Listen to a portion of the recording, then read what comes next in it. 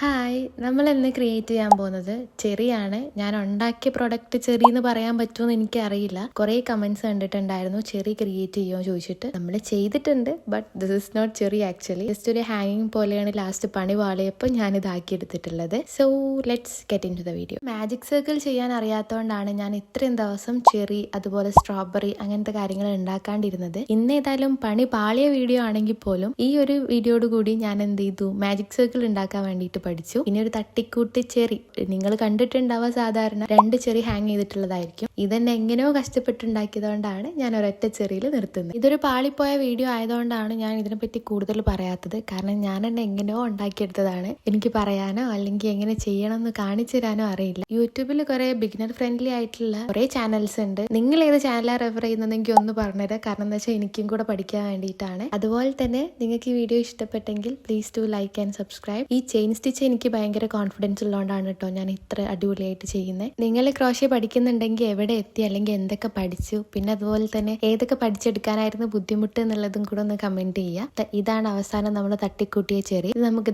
ഇവിടെ ഹാങ് ചെയ്ത് വെക്കാം. ഈ ഒരു വാൾ ഗ്രിഡ് ഉണ്ടാക്കുന്ന വീഡിയോ ഞാൻ പോസ്റ്റ് ചെയ്തിട്ടുണ്ടായിരുന്നു. കണ്ടിട്ടില്ലെങ്കിൽ അതും കൂടെ വാച്ച് ചെയ്യാം കേട്ടോ.